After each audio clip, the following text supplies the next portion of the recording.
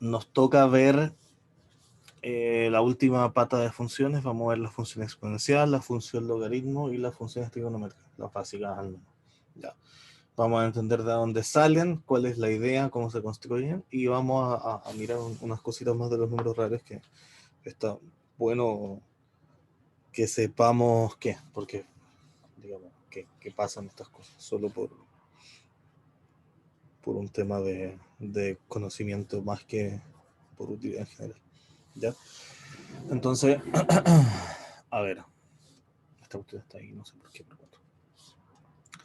Nosotros, uno parte, digamos, la vida construyendo los números naturales, ¿sí? Vamos a hacer un pequeño repasito de los conjuntos de números reales, ¿ya? Conjuntos numéricos. Entonces, uno parte en general con los números de contar, ¿cierto? Esto es lo que uno aprende cuando a unos chicos le enseñan a contar cosas y dígame numeritos del 1 al 10 y esas cosas. Después te empiezan a decir, ya, bueno, estos son los números más grandes y empieza uno a operar y bla, bla. Entonces, cuando uno le enseñan a contar, le enseñan el 1, el 2, el 3, bla, bla, bla, bla, bla. Aquí hay dos ramas de gente. Hay gente que incluye el 0 en los números para contar y gente que no los incluye. Lo más completo en general es sí incluirlo porque 0 representa no tener cosas y esto se los dije yo en algún momento, incluso en la evolución de las matemáticas a nivel mundial, el momento, las culturas que tenían el 0 en general tenían matemáticas más avanzadas porque el 0 es un paso tremendo, ¿ya?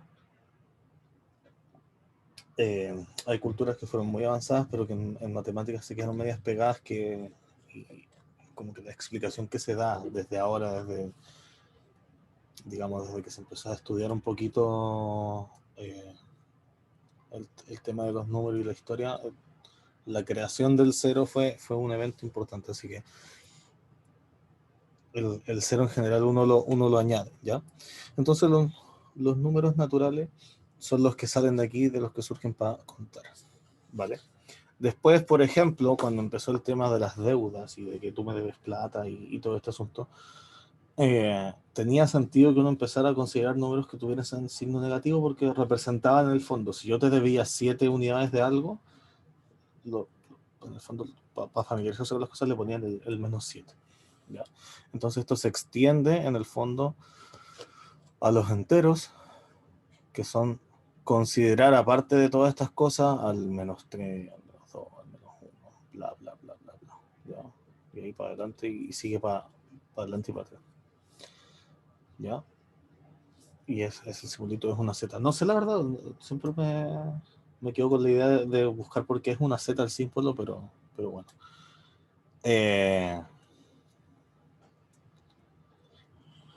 Y después viene el tema este de que a uno le gustaría, por ejemplo, repartir cosas. Entonces cuando empezaron a aparecer las reparticiones, vienen los racionales, que vienen de razón o proporción, ¿ya? Y ahí es donde viene el tema de las fracciones. O sea, por ejemplo, el menos 0,5, qué sé yo, menos un medio, que son la misma cosa, son dos maneras distintas de representar la misma cuestión. Bueno, los enteros también sirven porque uno siempre los puede poner como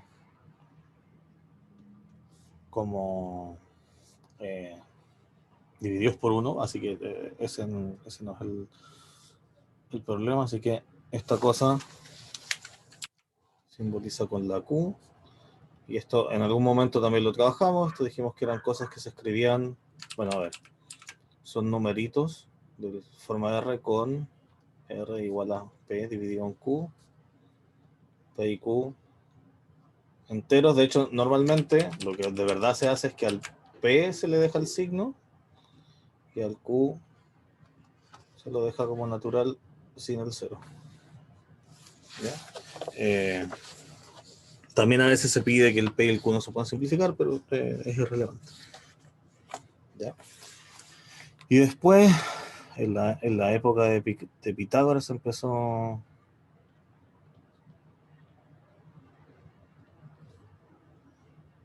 a ver, Pitágoras, todo el mundo lo conoce, su teorema dice que pasa esto siempre que tengan un triángulo rectángulo, ¿no es cierto?, que sea así. Entonces, acá había dos ramas. Una rama que decía que con todos los números que ya se tenían estaban todos, no había más, digamos. Esto está completo, así como está. ¿Vale? Y había otra gente que decía que no, faltan cosas. ¿Ya? Entonces, vamos a decir dos ramas. Y con esto me refiero a los números. ¿Ya? Y en esta época sale esto de que en algún momento, cuando estábamos revisando técnicas de demostración, vimos la demostración de que la raíz de 2 era un número que no era racional.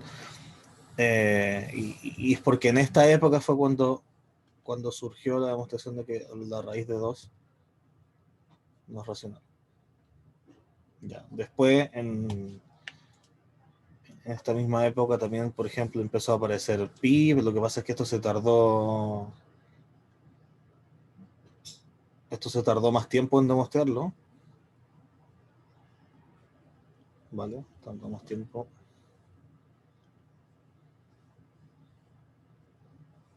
En probarse. ¿Ya? De hecho, incluso hay gente. A ver, hubo una época que demostrar que pi era un número irracional era una forma de obtener un grado académico. O sea, si tú lograbas encontrar una forma nueva de demostrar que pi era irracional, podías doctorarte en matemáticas, el doctorado de ese tiempo. ¿Sí? Hay un libro que tiene como 100 demostraciones de por qué pi no es un número racional. Ya, que unas estúpidamente complicadas, otras que son un poquito más fáciles. Ya. ¿Y qué es lo que terminó de acá? Derivó que efectivamente Pitágoras no tenía razón, los números racionales no eran todos, sino que también faltaban los números que tienen infinitos decimales, ¿no? Infinitos y de una manera no periódica, ¿sí? Entonces estos son los decimales no periódicos. O sea que no tienen patrón en los decimales. ¿Ya? ¿Por qué es lo del patrón? Porque los números que tienen disponible un patrón se pueden traspasar. Hay un proceso que uno puede hacer para, ¿cómo se llama? Para transformarlo a una fracción. ¿Ya? Y con los irracionales no se puede. Después, en algún punto, también cuando empezaron tiene que ver un poco con la evolución del dinero y todo el asunto. Cuando los bancos empezaron a hacer préstamos a la gente, bueno, empezó a pasarse ya al sistema monetario actual, esto en el que los bancos empiezan a prestar más plata de la que tienen y empiezan a cobrar los intereses y todo el asunto. En particular con el tema del interés empezó a surgir, o sea, no es que haya empezado a surgir, sino que la gente, había una fórmula de pagar los intereses y la gente que estudiaba matemáticas de la época se ponía a revisar como los límites de esas cosas, los procesos que podían llegar a pasar o cómo optimizar la plata. La gente siempre quería tratar de ganar más plata haciendo algo. Entonces, particularmente, surgió alguien que estuvo estudiando el tema del impuesto con tasa compuesta, digamos, que es en el fondo yo te voy actualizando el dinero con el que me está. A ver, si yo tengo, por ejemplo, invertido una moneda y van a cobrarse los intereses 2 veces al año o una vez al año, primero calculo la primera actualización y en base a ese nuevo número hago la siguiente y en base a ese nuevo número hago la siguiente, que es el interés compuesto, como se va actualizando el dinero que tengo. Esa cosa se estudia, pues así como alguien dijo, empezó a ver que ese número empezaba a crecer más rápido que el interés con el que se calculaba normalmente. Y entonces empezó a decir, oye, quizás si empezamos a hacer este proceso más veces en el año, quizás esta cosa termina haciéndome ganar mucha plata a partir de muy poca. Y después se terminó viendo que en verdad esa cosa no crecía tanto, sino, o sea, crecía un montón en verdad, porque uno podía partir de un número un poquito más alto que 1 y llegar a un número como 2,7, que es más del doble, así que igual es un buen número, pero no crecía ilimitadamente hacia adelante, que es el número E, el número de Euler, ¿ya? Que de hecho lo estaba mencionando Ignacio en el chat, que también es irracional, ¿ya? Hay un montón, pues de hecho, lo que está probado, que ya es un tema un poquito más complicado, pero lo que se sabe es que, a ver, si bien los números reales son que se consideran como todos los números que deberían aparecer de alguna u otra forma de verdad tangible, después pasa que en verdad los números complejos parecen una solución arbitraria y que no debería manifestarse, pero efectivamente, si bien no se manifiestan en la vida los números complejos como tal, sí pueden modelar o representar muchas cosas que sí ocurren. Si, por ejemplo, la gente que alguna vez se va a hacer un escáner, las tomografías sí ocupan los números complejos para poder traducir esos dibujos interiores como del cuerpo a imágenes, si hay una representación de los números complejos, así que en verdad uno parte diciendo que esto es súper arbitrario, de esto de crear un número que soluciona alguna cosa que es un poco de mentira, pero resulta que al final termina modelando bien algunas cosas, ¿ya? Así que los números complejos sí se manifiestan, pero no se ven. Es una cosa como así. Por ejemplo, los propios campos magnéticos por donde viajan las ondas de radio, por donde baja el wifi, las señales de los teléfonos, todas esas cosas también están modeladas con eso. Y si los números complejos, todas esas cuestiones no se podrían haber construido. Sin embargo, los números reales están como físicamente. Uno los podría llegar a mirar de alguna forma, por ejemplo, cortando un palo o algo así, uno podría medirlos y llegar a tener un número irracional. Ahora también está el tema de que no se puede llegar así muy cerca del cero porque hay un punto en que la materia se separa y hay un límite de espacio. Pero que de poderse se puede. O sea, si pudiera seguirse así infinitamente, podría ser. Entonces, los números reales vienen entonces a hacer esta unión entre las cosas que se pueden escribir como fracciones y las cosas que no se pueden escribir como fracciones. Que esto depende, los irracionales a veces se simbolizan con una Q con un asterisco o a veces se simbolizan con una I, así. Es un símbolo así que tampoco es tan relevante.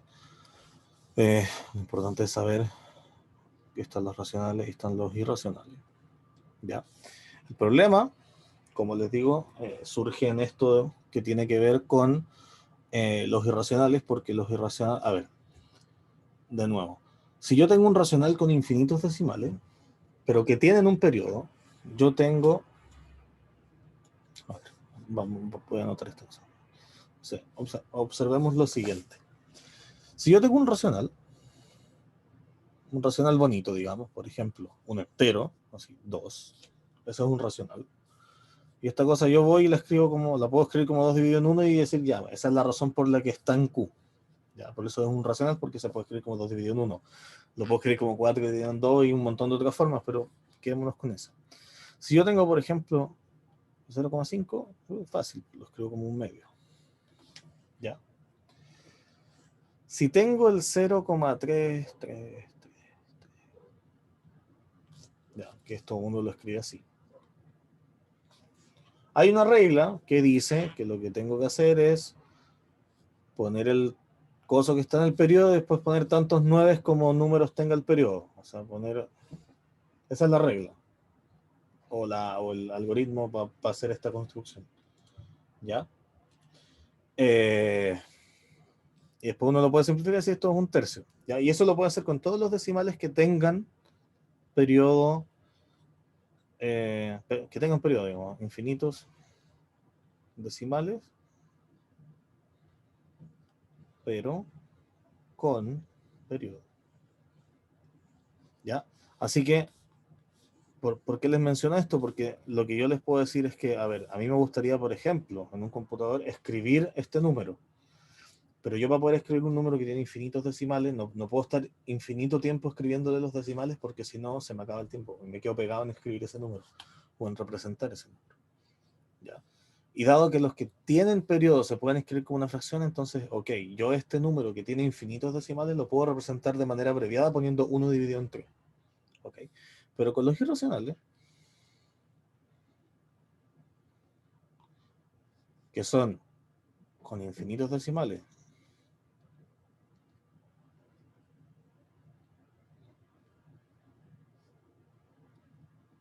pero sin periodo.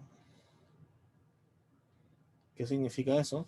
Que en el fondo, la traducción así súper burda es que casi que los decimales salen al azar. ¿Ya? Entonces, como salen al azar, no es que salgan al azar, pero es para que lo podamos como aterrizar la idea. Como salen al azar, yo nunca voy a poder representar a ese número de buena forma porque nunca voy a estar seguro de que era efectivamente lo que viniese. ¿Ya? A Pi llevan años intentando calcularle muchos y muchos, muchos decimales. ¿Cuál es la razón? En verdad ninguna, simplemente es demostrar la capacidad de algunas cosas. ¿Ya? Entonces, esto de que tengan decimales sin periodo tiene el problema de que no se pueden representar con total precisión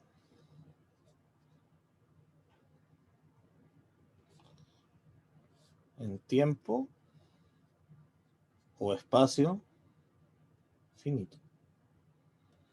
¿Ya? Piensan, por ejemplo, en que sus computadores tienen una cantidad limitada de memoria RAM en estos mismos momentos. ¿Sí? Cada cosa que ustedes tienen metida en el computador o que están mirando en el computador está representada por un numerito. Está escrito en ceros y unos porque así funcionan los computadores, pero independiente de eso, esos ceros y unos se logran traducir a algún número decimal, por ejemplo. Entonces, si ustedes están, por ejemplo, en un programa que están calculando alguna cuestión en un Excel, por ejemplo, y tienen un número con muchos decimales, lo que hace el computador es, si es un número que tiene periodo, bacán, porque lo puede representar, por ejemplo, como la división entre dos números, que es, por ejemplo, lo que dijimos acá. El 0,3 periódico tiene infinitos decimales, pero yo lo voy y lo puedo representar como un 1 dividido en un 3, entonces guardo en la memoria del computador un 1, una división y el 3. Entonces ahí tengo mi operación, ese es mi número. Pero si yo, por ejemplo, le voy a decir al computador, calcúlame la raíz de 2, el computador tiene una forma de calcularla, pero en algún punto, si yo quisiera tener con toda la precisión posible y decirle al computador, esto es la raíz de 2, el computador se muere porque necesitaría poner todos los decimales si es que quiero tener precisión absoluta. Entonces necesitaría espacio para cada nuevo dígito y en algún punto la memoria RAM se me va a llenar y como la raíz de 2 es irracional, me va a seguir faltando espacio porque yo quiero seguir anotando los números que necesito para representarlo. ¿Ya? Entonces, esto es un problema. ¿Por qué? Porque si yo quiero hacer cálculos que son súper precisos, por ejemplo, para construir un edificio, para levantar alguna cuestión, necesito tener mucha, mucha precisión, porque si no, cualquier detalle, si yo lo empiezo a hacer crecer, se va a notar. Por ejemplo, si ustedes tienen que poner cierta barrerita en cierto ángulo, por más chiquitita que sea la desviación que cometan, si esa barrera, por ejemplo, es muy larga, ese pequeño decimal que se movieron en el ángulo, cuando empiezan a extenderse, extenderse, extenderse, se súper enchueca. ¿Sí? O sea, por ejemplo, si yo pongo aquí esta cuestión un poquito desviada, obviamente ahí no se nota tanto, pues, pero empiezo a crecer, a crecer, a crecer, a crecer y la curva me está llevando por cualquier lado. ¿Ya? A eso es lo que me refiero. Entonces, si yo tendría que haber puesto la cuestión por aquí, obviamente aquí está exagerado porque con el tamaño del lápiz no se puede, pero yo ponga el ángulo que ponga, si no soy exactamente paralelo al que necesito, en algún punto voy a estar súper separado. Entonces, es un problema esto de que no se pueden representar exactamente los números de los computadores. Pero ¿qué es lo que pasa? Que sería un verdadero problema si yo no pudiera asegurar que estoy suficientemente cerca. ¿Ya? Entonces, la pregunta es, ¿esto de que no se puedan representar con total precisión es un problema o no? Y la respuesta a esta pregunta, obviamente no la estoy preguntando a ustedes como para que me respondan, aunque probablemente deben intuir que no debe ser un problema, porque si no habría muchas cosas que no funcionarían, porque habría un montón de problemas. La verdad es que los números reales tienen una cosa, un problema perverso, los números reales tienen una propiedad que es súper, digamos, desde el punto de vista así como filosófico, matemático, es súper bonita, pero desde el punto de vista práctico, o sea, no sé si espero, pero además, desde el punto de vista práctico es súper útil, porque permite asegurarse de algunas cosas. Y es una propiedad que se llama propiedad arquimediana o se llama propiedad de completitud. ¿Y qué significa eso? O sea, es un problema. Es un problema, lo es, pero tiene un, entre comillas, respaldo. ¿Cuál es ese respaldo? Como les digo, es la propiedad de completitud, la propiedad arquimediana, que en el fondo dice que cuando ustedes tienen un número irracional, o sea, una cosa que no se puede representar tangiblemente en, en un computador, por ejemplo, que en el fondo esa es la parte la que no lo podemos notar más directamente. Como no se puede representar un número irracional, lo que sí puedo hacer es encontrar un número racional que esté súper cerca de esa cosa. Y si ya me puedo pasar de un número irracional a un número racional, significa que lo puedo representar con una cantidad finita de datos. O sea, que puedo poner, por ejemplo, dos números que se dividen y con esa cosa estar suficientemente cerca. ¿Qué tan cerca? Bueno, ahí hay diferentes métodos para hacerlo. De hecho, por ejemplo, si ustedes van ahora a sus calculadoras y agarran una calculadora, abren la calculadora del computador y ponen, le dicen al PC, calcúlame la raíz de 2, por ejemplo, o dame el valor de pi o dame el valor de e. Lo que hacen las computadoras no es empezar a poner decimales a lo loco, sino que tienen, cada uno tiene un proceso diferente en el que hacen un cálculo para entregarte ese valor. ¿Ya? O probablemente, o sea, no probablemente, con valores como pi, como e, como la raíz de 2, esas cosas las tienen guardadas directamente, así que lo que hacen es van y te devuelven una lista de numeritos y ya está, porque leen. Pero cuando los mandan a calcular cosas, ya no. Ahí hay un algoritmo que dice, bueno, este número va a estar súper cerca y esto va a ser un número racional, así que lo voy a representar de tal forma y hasta donde lo van a poder ver, que no sé cuántos dígitos caben en una calculadora, 8 9, hasta esos 9 dígitos van a ser exactamente iguales a los del número real y de ahí en adelante, bueno, no sé qué es lo que pasa, pero no debería hacer tanto daño. ¿Ya? Y de hecho internamente le ponen más decimales para que cuando operen ese error tampoco se note en las operaciones. ¿Ya? ¿Y cuál es este respaldo? Entonces, lo que les dije es la completitud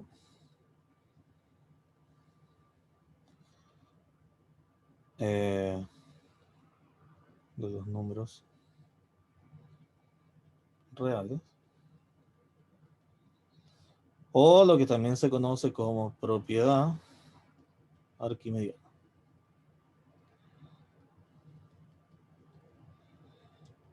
¿Ya?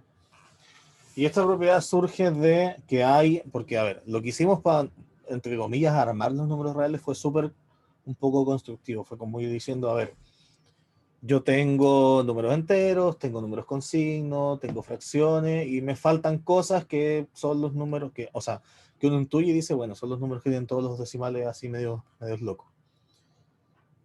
Pero nadie me asegura de que esa cosa efectivamente sea así, pues nadie me dice si es que hay más cosas y no, y entonces este método de construcción es un poco el que se entiende, pero hay una teoría así súper fuerte y súper complicada en la que se pueden definir y construir, de manera que esta propiedad de que están completos, que es lo que les digo, de que hay numeritos cerca de otros, en el fondo esto de que es completo, ¿no? Es que ustedes les van a hacer zoom y le pueden seguir haciendo zoom y siempre van a ver una línea. Lo que pasa es que esos números se van a ir separando, pero siempre van a haber una línea, nunca van a haber hoyos. A eso se refiere con que sea completo.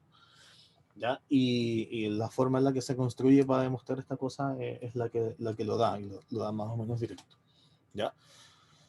Entonces, ¿cómo lo tienen que interpretar esto de la completitud? Es que si se hace zoom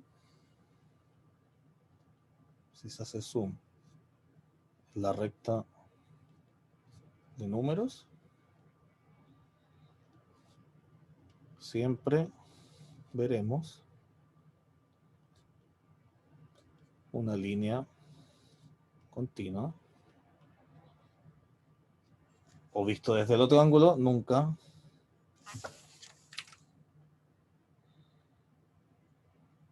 veremos que esta recta se rompe.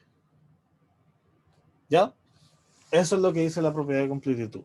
Y como que oficialmente esta cuestión se puede interpretar también como un teorema, que no lo vamos a mostrar, pero lo vamos a dejar así, que dice los números racionales son densos en los números reales.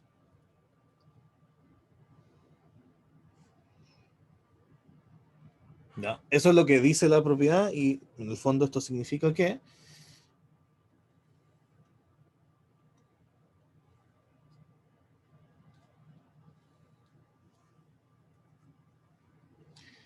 dados X e Y números reales con X menor que Y, esto está lo mismo el orden, pero es para ordenarlo, independiente de qué es lo que sea X y, eso es lo importante, está lo mismo que es lo que sea aquí, siempre existe un número R en los números racionales, tal que X es menor que R, y es menor que... ¿Ya? O sea que, si ustedes tienen dos puntitos, en el fondo es lo mismo de la recta, si ustedes tienen dos puntitos acá, que están en los números racionales, siempre en medio tengo otro. Y además, independiente de qué es lo que sea X e Y, esta cosa de aquí siempre va a ser un número racional.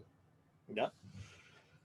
Visto de otra forma, significa que cuando yo tengo un número X, que es racional, es fácil porque me tomo a mí mismo. Y si tengo un número X que no es racional, o que es irracional, y está aquí, lo que yo puedo hacer es moverme un poquitito y encontrar aquí un R que está súper cerca. ¿Ya? Entonces, en el fondo es que esta cuestión me dice que siempre se puede aproximar por un racional. ¿Ya? Cuando el X hizo los dos racionales es fácil porque si los dos son racionales, sumo racional con racional, los divido en dos, me quedo entre medio de los dos y soy racional. Pero el problema es cuando uno de los dos es irracional porque racional más irracional me da en general irracional. Bueno, en general no, me da irracional. Racional, irracional con irracional podría dármelo, pero entonces el problema puede ser ahí. Eh, y en ese caso es el complicado, y ese es un poquito bastante más técnico, así que no lo vamos a mirar la demostración como tal. Pero viene de la idea esta de que si ustedes tienen dos números cualquiera, ustedes se acercan lo suficiente, hacen mucho zoom, como para que puedan notar que están separados esos dos puntos, y entre medio van a encontrar al menos un racional. De hecho, lo que de verdad ocurre es que entre medio de los dos siguen habiendo infinitos racionales que les sirven. Ya, esa es la gracia. O sea, que por más cerca que estén, uno hace zoom y va a tener una lista infinita de irracionales también, pero en particular va a tener racionales, que son los que sirven para hacer cosas numéricas ahí en los computadores, por ejemplo. ¿Ya?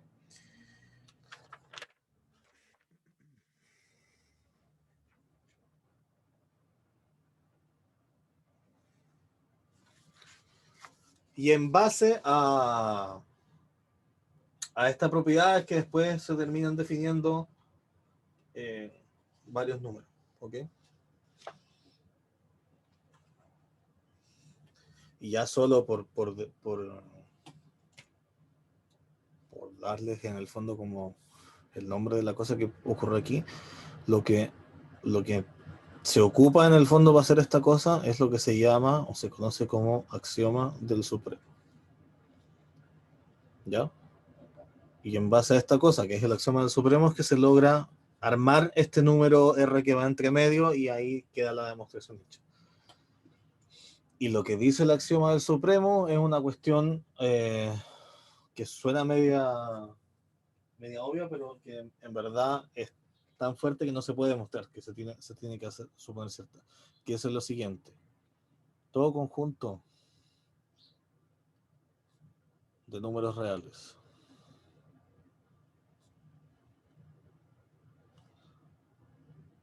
no vacío y acotado por arriba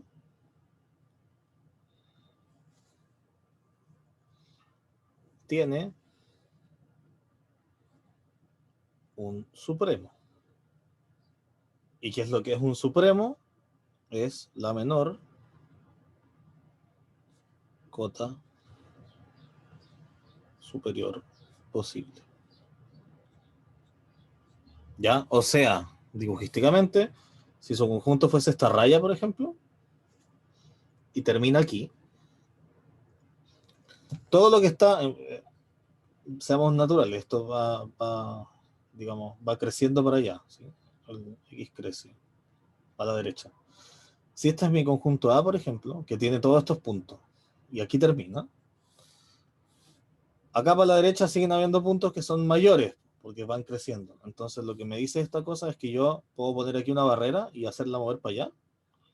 La muevo, y la muevo, y la muevo, y la muevo. Y en algún punto voy a llegar ahí, justo al bordecito de la cuestión. Y si yo me muevo un poquito más, ya no soy cota superior. Acuérdense que la cota superior es una cosa que no se puede pasar. Ya, por eso les digo que en verdad suena que es como súper obvio, porque si yo tengo una, en el fondo, imagínenselo así, en mi conjunto A es una pared, y lo que yo estoy diciendo es que puedo acercar mi mano a la pared tanto como hasta llegar a tocarla. ¿Ya? Es eso lo que dice el axioma del supremo. La gracia es que incluso si yo no pudiese tocar la pared, o sea, si la pared no fuese parte del conjunto, sino que fuese justo el bordecito, igual dice que yo puedo llegar hasta ahí y no puedo moverme más allá. ¿Ok? Eso es como lo que dice el axioma. ¿Ya? Eso se los menciono simplemente para que lo tengan en la mente como que existe y que pasa por eso, pero lo que tienen que rescatar de lo que hemos conversado este rato es esto de que si yo tomo dos números cualquiera, siempre entre medio de los dos voy a encontrar un número que sea una fracción que esté entre medio de los dos. Y eso se traduce a que si yo les tomo un número cualquiera, siempre voy a encontrar una fracción cerquita de ese número. ¿Ya? Las dos son las formas de interpretarlo. Entre dos números cualquiera encuentro siempre una fracción en medio de los dos. O sea, no necesariamente en medio, pero entre medio, en alguna parte entre medio de los dos. O que si yo estoy parado en alguna parte en concreto, voy a tener uno que está suficientemente cerca. ¿Ya? ¿Y por qué vamos a hablar de esto? Porque lo voy a mencionar después cuando hablemos de la exponencial. ¿Ok? Así que vamos a parar ahora 10 minutitos. Así que a las 11:07 volvemos. ¿Ok? Eso. Vale, entonces vamos a continuar. Vamos a volver esto al tamaño original. Voy a hacer un punto aquí en la esquina. Bueno, si pongo el coso solo para dejar como la pizarra en blanco. Ya.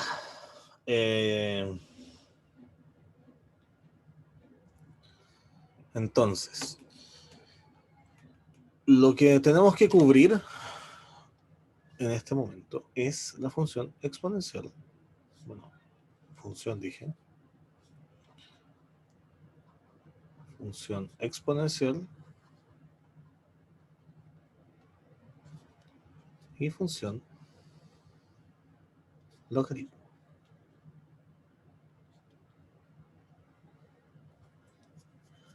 Ya, logaritmos lo tienen que haber visto alguna vez, siempre está el meme este de que diablos me sirve aprender logaritmos y nunca voy a ir a preguntar por logaritmo de algo de pan. Es cierto.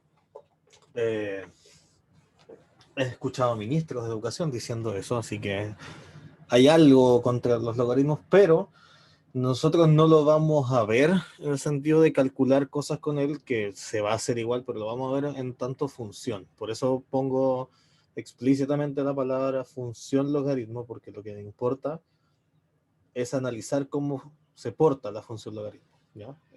Es lo que hemos estado viendo. Y por qué responde a las propiedades que responde. ¿Ya? Entonces, vamos a partir hablando de la exponencial, porque el logaritmo es la función inversa, básicamente. Así que prácticamente todo lo vamos a hacer de la función exponencial y después el logaritmo decir, bueno, es la inversa de esta otra función y por lo tanto pasan cosas, ¿vale? Entonces, hay un montón de formas de construir la función exponencial. Casi siempre son límites de cosas. De hecho, en estricto rigor, nosotros también la vamos a construir como un límite, solo que va a ser un límite que va a ocupar este tema del que conversamos recién, de que siempre hay un número racional suficientemente cerca, entonces nos vamos a poder acercar al valor de la función eh, aprovechando esto. Esto es la primera pincelada de límites que vamos a ver. Acuérdense que yo les dije que límites en verdad se van a ver en Mate 2. Pero la idea va a ser que, como la precursora de todo ese asunto, ¿ya? Entonces, ¿qué es lo que pasa? Que a uno le enseñan cuando está aprendiendo operaciones, después de aprender a sumar y restar, te enseñan a multiplicar y dividir, y la multiplicación te dicen que es un resumen de sumar varias veces la misma cosa, ¿cierto? Entonces te dicen, bueno, cuando uno quiere multiplicar, en el fondo lo que hace es sumar un montón de veces y después te enseñan un algoritmo que uno ocupa para la multiplicación, que es esto de poner un número al lado del otro, ir multiplicando, ¿cómo se llama? Dígito por dígito y correr las cosas, bla, bla. Bien. Después, más adelante, te enseñan lo que es trabajar con potencias, ¿sí? Te enseñan y te dicen, así como la multiplicación era sumar varias veces, las potencias es multiplicar varias veces. Y te dicen, bueno, las potencias se escriben así, uno toma en general para construirlo, toma potencias positivas, dice, bueno, uno va multiplicando una cantidad de veces, esto cumple unas propiedades y uno empieza a jugar con esas propiedades, ¿ya? Entonces, ¿qué es lo que dicen de, de esto? Uno toma un número positivo, ¿ya? Y como les digo, lo que uno está familiarizado va a ser multiplicación de estas cosas. Entonces uno sabe lo que es, estamos familiarizados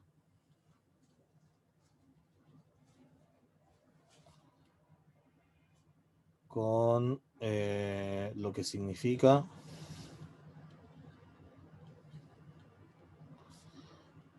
al cuadrado, al cubo, a la cuarta, bla, bla, bla. ¿Ya? Uno en el fondo sabe, de hecho, que si uno tiene un numerito natural, ¿no es cierto?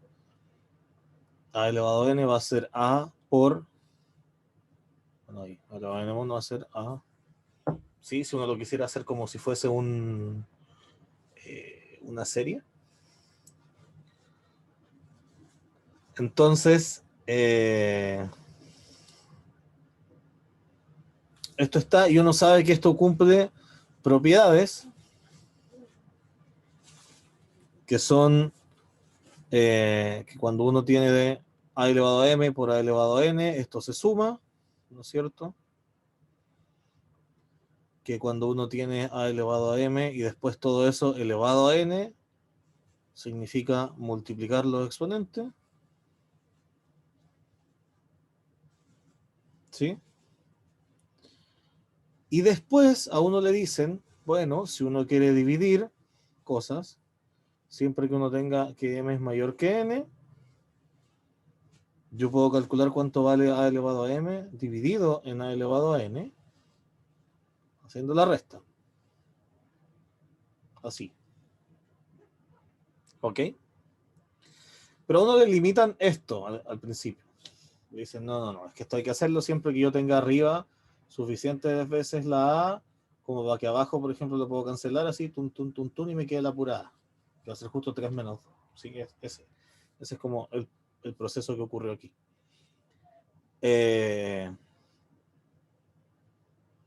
Y de repente, en algún punto, alguien dice, oye, pero ¿y qué pasa con el a elevado a 0, por ejemplo? ¿Qué es el a elevado a 0? Bueno, el a elevado a 0, si uno lo mira aquí, sería ver qué es lo que ocurre cuando m es igual a n, ¿sí? O aprovechar esa propiedad y decir, bueno, a ver, si yo quisiera definir el a elevado a 0, ¿cómo lo definimos? Alguien podría decir, bueno, a elevado a 0 es lo mismo que a elevado a, por ejemplo, a 1 menos 1, ¿cierto? Y si uno quisiera seguir la propiedad esto tendría que ser a elevado a 1 dividido en a elevado a 1. Si quisiera seguir esta propiedad que en teoría no podría porque no está cumpliendo ser mayor, pero si uno quisiera que se respetara también, tendría que ser esto, y siempre que el a no sea 0, yo lo simplificaría y me quedaría la misma cantidad arriba que la misma cantidad de abajo, así que sería 1. Entonces, ¿de dónde viene que un número elevado a 0 de 1? Viene de continuar esta propiedad y extenderla al caso en que las dos son iguales. ¿Ya? Entonces, el primer pasito fue estas reglas que nosotros sabemos que se cumplen y que es como nos enseñaron a calcular potencia, la extendemos a elevado a 0, que lo definimos como 1 si a es distinto de 0. Bueno, y obviamente ya dijimos mayor que 0, así que no vamos a tener este problema, así que lo ignoramos. ¿Vale? Pero la razón por la que no sirve que a valga 0 es porque aquí estamos dividiendo. ¿Ok? Así que esa es la explicación de por qué 0 elevado a 0 no existe, porque tendría que dividir por 0 y yo no puedo dividir por 0. ¿Ok? Entonces, después uno dice, a ver, si yo tuviese un número negativo en el exponente, nuestra misión en el fondo, para que lo vayamos claro, nuestra misión sería que yo en el exponente, en el a elevado a algo, ese algo pudiera ser cualquier cosa. Entonces yo, igual como les construí los números, ahora les dije naturales, después enteros, después fracciones, después números reales, ¿cierto? Lo que yo quiero hacer con la exponencial para poder definir una cosa, esta es nuestra idea, definir a elevado a x para x en R. ¿Vale? Entonces, tal como lo hicimos con la construcción de los números reales, partimos con x número natural. ¿Sí? Natural. Ahí está mi x. ¿Qué es lo que hace el número natural? Multiplica la cantidad de veces que me dice el numerito. Eso lo sabemos y cumple estas propiedades. Perfecto. Viene el cero. El cero no lo teníamos. ¿Cómo lo incluimos? Haciendo esto de que si quiero que la división se cumpla, para armar el cero, lo que necesito es que el exponente arriba y el exponente abajo sean exactamente el mismo. Entonces puedo extender ese pasito y lo defino como 1. Ya. ¿Qué viene ahora? Entonces, que ya tenemos los naturales, incluyendo el cero. Lo que viene es definirlo. Segundo paso, definirlo en x en z. ¿Ok? ¿Qué significa que x sea en z? Significa que puede ser un número entero, positivo, cero o negativo. ¿Qué es lo que me falta entonces? Faltan los negativos. ¿Ya?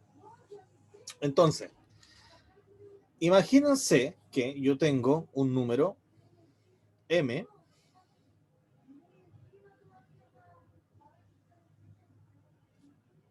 en n, número natural, y quiero sacar esto.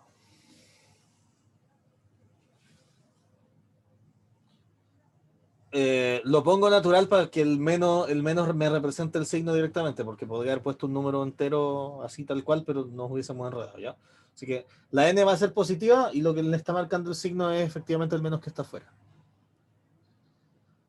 Si yo quisiese saber cuánto vale esto, y me olvido, insisto, nos vamos a olvidar de la restricción esta que nos pone la cuestión originalmente, yo puedo decir, bueno, si tengo menos n, sería lo mismo que tener 0 menos n, ¿cierto?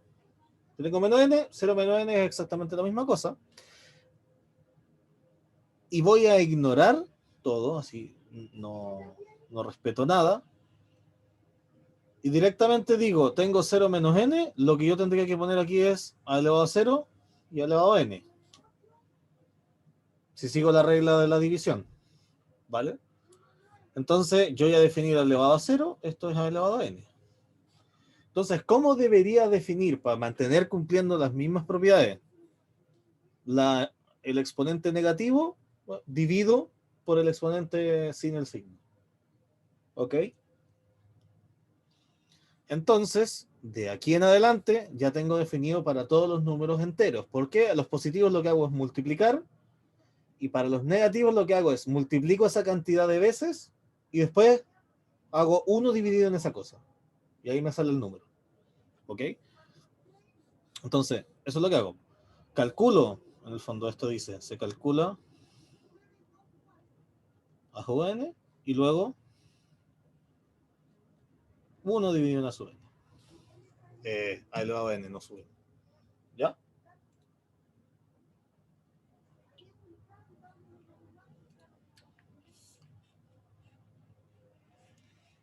Con eso tengo cubiertas todos los enteros.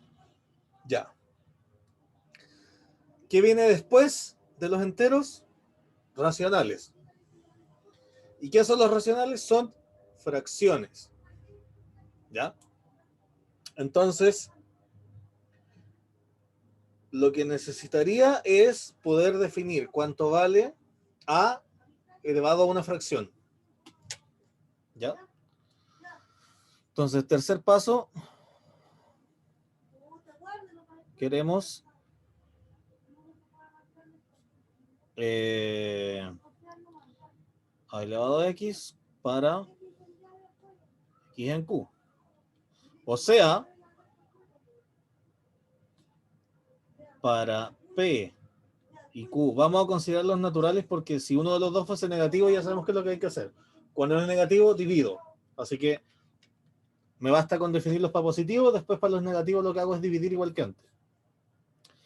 Para p y q en n lo que en verdad necesito definir es a elevado a p dividido en q. ¿Ok? Ese sería definir mi x racional. Y ahora en la propiedad en la que nos fijamos en esta. En la del producto.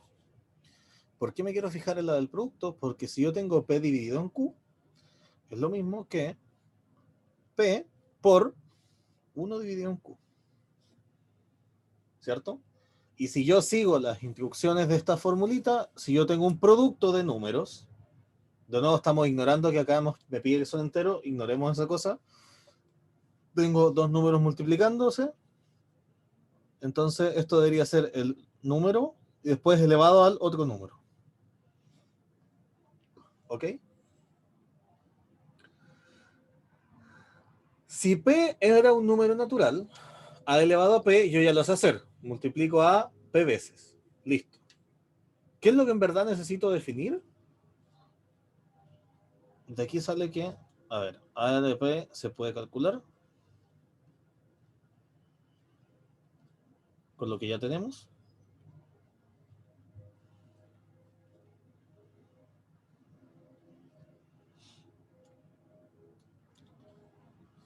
Y lo que en verdad falta es a elevado a p elevado a 1 partido por q.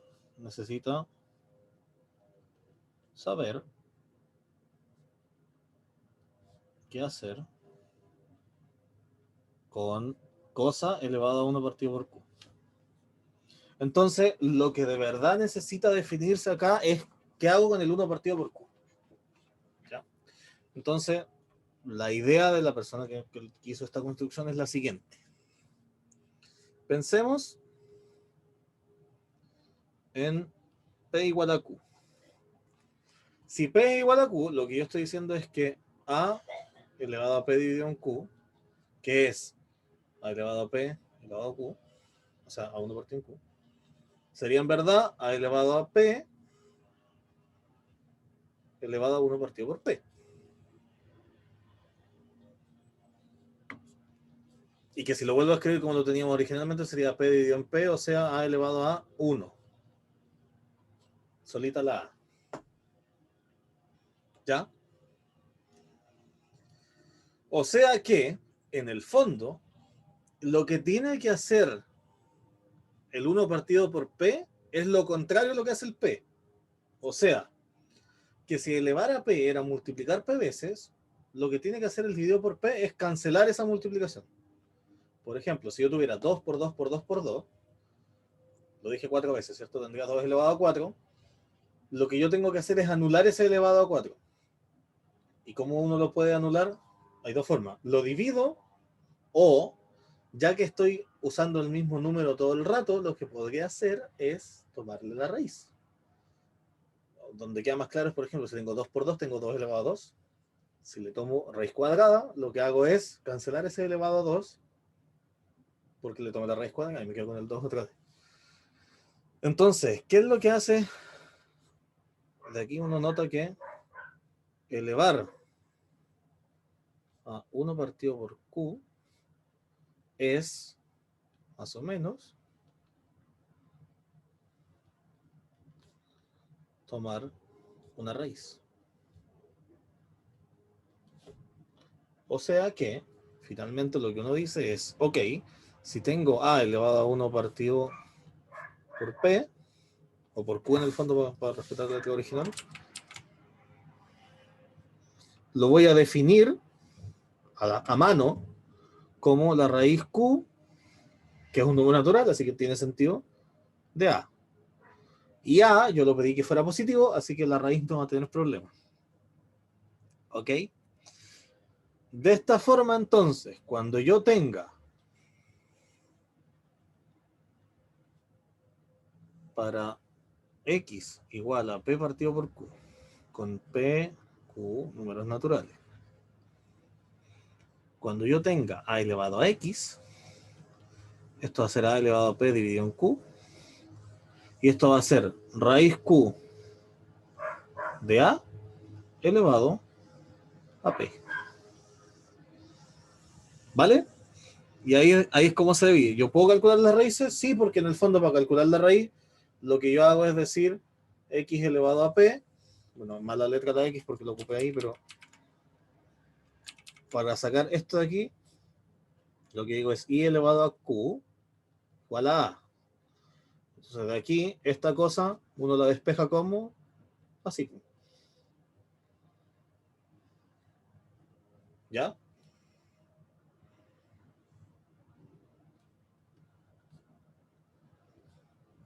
Obviamente uno de esto no lo va a calcular a más ni tal, pero esta es la razón. Así que lo que hago cuando quiero calcular la exponencial de un número que es un número racional, calculo la raíz considerando la Q de ese número racional, el denominador, y después el numerador lo pongo adentro. O sea, lo pongo elevado a eso. ¿Sí? El orden de las dos cosas da lo mismo, así que esto también es lo mismo que decir raíz Q de A elevado a P. ¿Ya? Porque esto pasa porque P dividido en Q es lo mismo que P por 1 dividido en Q o 1 dividido en Q por P. Da lo mismo el orden porque la multiplicación se puede dar vuelta. Así que esta cosa y esta cosa tienen que ser la misma porque el orden de los factores no altera el producto. ¿Vale? Entonces, lo que yo acabo de hacer gráficamente es lo siguiente.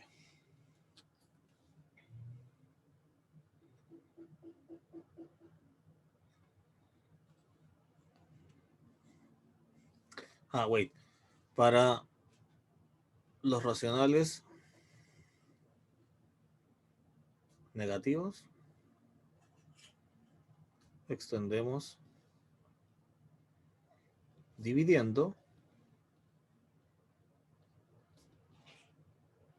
como lo hicimos con los enteros, con Z. ¿Ok? Entonces, gráficamente, como les decía, si yo hiciera aquí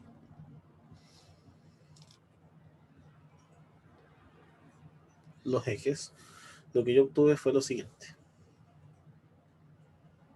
Vamos a considerar el A mayor que 1 para el dibujo, porque si no va a quedar dibujado de otra forma. Pero aquí está el 1. Lo voy a hacer más abajo, en verdad, porque si no, nos vamos a quedar sin espacio muy rápido. Ahí está el 1. Aquí voy a poner el A, por ejemplo. ¿Vale? Entonces, vamos a hacer. Ahí.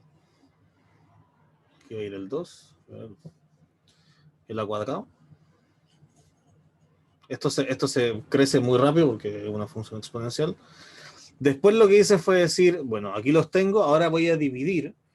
Como yo voy a empezar a dividir cada vez por un número absurdamente más grande, cuando yo tenga el -1, voy a tener 1 dividido en a, que va a estar aquí, por ejemplo. Después de tener 1 dividido en a cuadrado, que va a ser muy chiquitito, y muy chiquitito, y muy chiquitito, y así todo el rato. Entonces, hacia la izquierda van a ser números absurdamente chicos, pero si a era positivo, siempre van a seguir siendo positivos. ¿Ok? Y después lo que hice fue decir, bueno, ¿qué pasa, por ejemplo, en el 1 medio? Bueno, en el 1 medio tendría 1 dividido en 2. Tendría que poner la raíz cuadrada. Entonces, en el 1 medio tendría que ir la raíz cuadrada de a. Y así. Y lo que empiezo a hacer con los racionales es poner un punto, un punto, un punto, un punto, un punto, y todo el rato voy empezando a rellenar con puntos. Y dado lo que discutimos en la primera parte de la clase, todos estos puntos que son los números racionales son tantos y son tan densos que en verdad estos puntos yo los hago para quedar claro que yo me salté números, pero aún así van a haber tantos puntos, voy a seguir haciendo puntos, que yo desde esta distancia no voy a notar que son puntos, sino que en verdad voy a ver que pareciera que la cuestión es súper, súper, súper, súper rellenita. ¿Ok? El dibujo está horrible, ya lo sé, pero bueno, ¿qué le vamos a hacer? Imagínenselo, ustedes pueden después dibujarlo más bonito, ver un gráfico. ¿Ya? Entonces, ¿qué es lo que pasó? Que como Q es denso en R, eso fue lo que discutimos al principio de la clase, o sea que hay racionales muy cerca de cualquier número.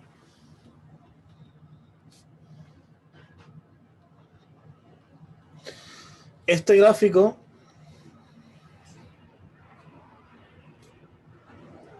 que no tiene puntos en los irracionales parece completo o completamente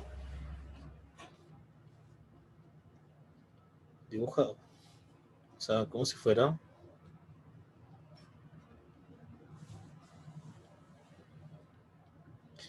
así que en verdad, ¿qué es lo que ocurre?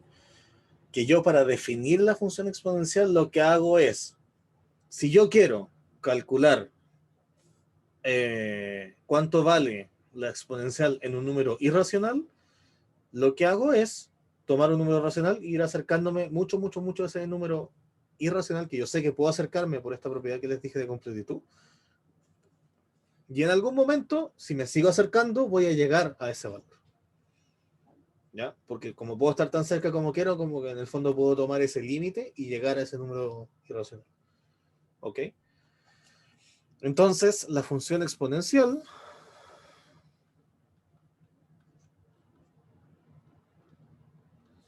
la función a elevado a x se puede definir en todo R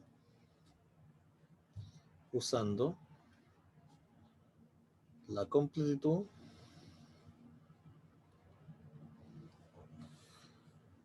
es decir,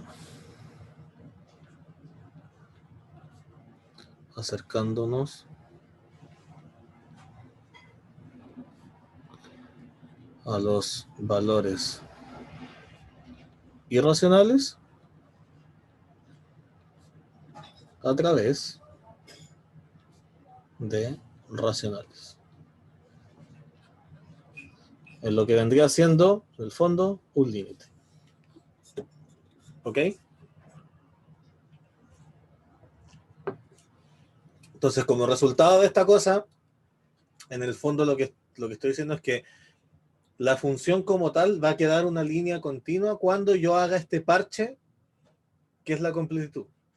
La completitud de los reales va a hacer que, en el fondo, como yo ya tengo esto tan lleno de puntos, que son los racionales, está tan lleno de puntos racionales, que no voy a ser capaz de distinguir donde me falten, porque yo voy a hacer suma y voy a seguir teniendo puntos, voy a seguir teniendo puntos, voy a seguir teniendo puntos, entonces nunca voy a toparme con un hoyo porque aunque yo sé que ahí hay un número irracional donde no lo tengo definido, yo sé que muy cerquita voy a tener tantos puntos racionales que en el fondo van a tapar ese salto.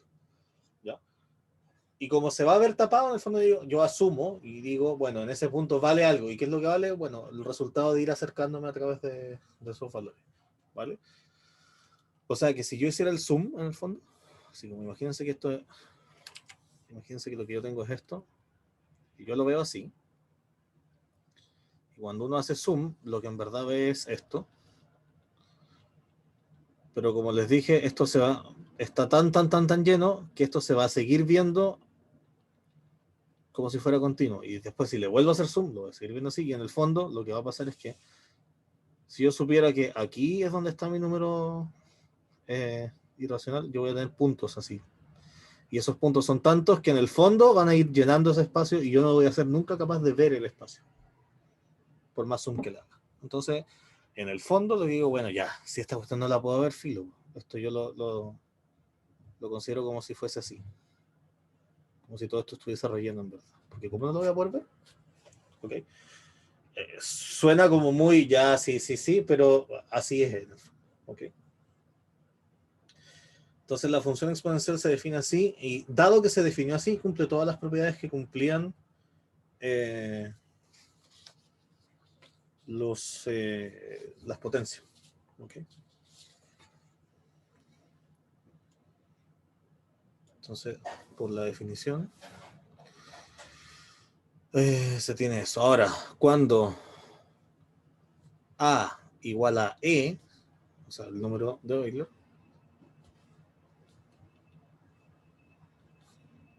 se le llama simplemente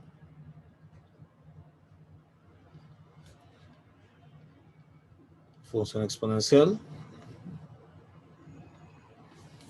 Y en otro caso,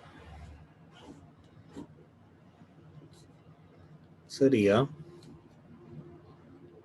función exponencial de base A. ¿Ok? Siempre la base es positiva en todo caso. No se puede hablar de función exponencial con un exponente, o sea, con una base negativa. ¿Ok? ¿Qué es lo que cumple esta cosa? Cumple que es siempre positiva.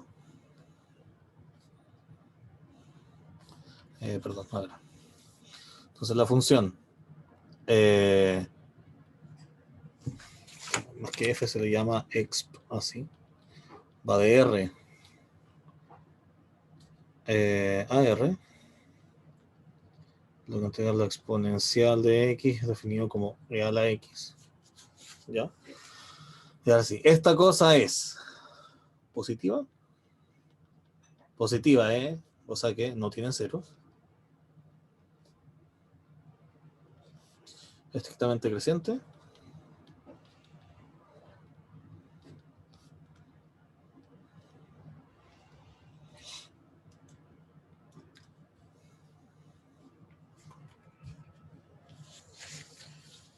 y cumple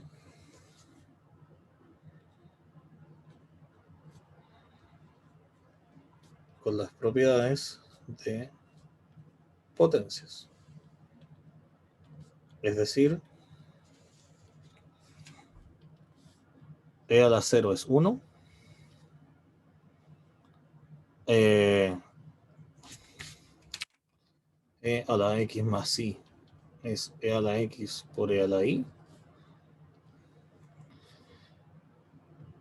y e a la x elevado a i es igual a e a la x por i.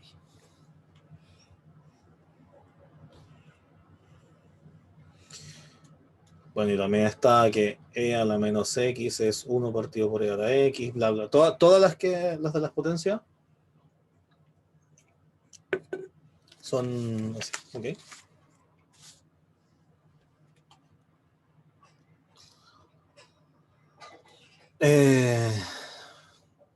Cuando se considera la restricción exponencial de R a R más, o sea, los positivos, misma cosa, exponencial de X igual a E a la X. Esta función resulta ser biyectiva.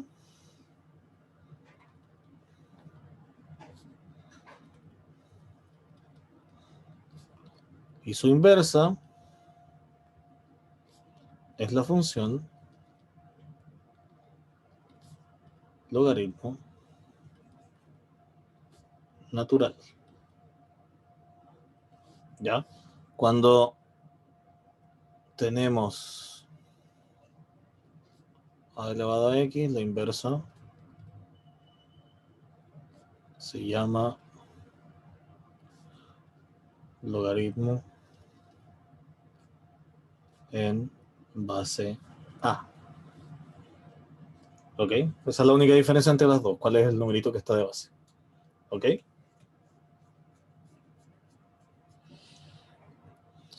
¿Y cómo se define la inversa? Como todas las inversas de funciones. Entonces, la función logaritmo, así. Tenemos logaritmo natural que se abrevia como ln, que va de 0 infinito, abiertos los dos, esto es lo mismo que r más, acuérdense, a r, es dar vuelta a estos dos, y a x le asigna logaritmo natural de x igual a i, siempre que i, o sea, perdón, siempre que la otra función, o sea, e elevado a i, sea x. ¿Ok? Entonces, cuando ustedes les definen el logaritmo, usualmente en el colegio lo que les definen es esto. Y la explicación de por qué viene esto es porque esto es f de x igual a y. Está puesto al revés, pero ¿ya? La letra es la que está al revés, digo. Porque, ¿ya? Pero aquí dice la exponencial evaluada en la cosa me da lo que quiero. Y viene de la relación que cuando uno tiene la función y su inversa, es despejar la inversa de la función. Entonces viene de acá. ¿Ok? Entonces, por eso es que, bueno, y en el caso de la, o bien, logaritmo en base a, también de 0 más infinito a r, y a x le asigna logaritmo en base a de x igual a y, si solo si, a elevado a y igual a x. ¿Ok? Es exactamente lo mismo. Eso me quedó horrible. ¿Ya? Y la única diferencia es que uno le pone logaritmo natural larga porque la exponencial es la, o sea, la que ocupa el número e, es la que tiene las mejores propiedades porque, por ejemplo, después cuando se ven límites, cuando se ven derivadas y todas esas cosas, la exponencial queda tal y exactamente como está. Todas las demás, los que son a elevado a x, empiezan a tirar constantes. Y esas constantes empiezan a molestar. Entonces, por eso la exponencial es la función que se ocupa como base con la e. Lo mismo que el logaritmo natural es el que tiene también asociado la exponencial con la base e. ¿Ok? Y como esta cosa es la inversa, el gráfico de esta cosa es invertir el gráfico de la exponencial. O sea, esto es así. ¿Ok? Y aquí está el 1. Cuando vale 1 vale 0 porque es el gráfico invertido. ¿Ya? Invertido con respecto a esta recta exponencial. Esto es logaritmo de x. Y esto no está definido en 0. Por eso se va a menos infinito porque como la función exponencial nunca toca el 0, entonces el logaritmo no puede evaluar el 0 porque la exponencial nunca da 0.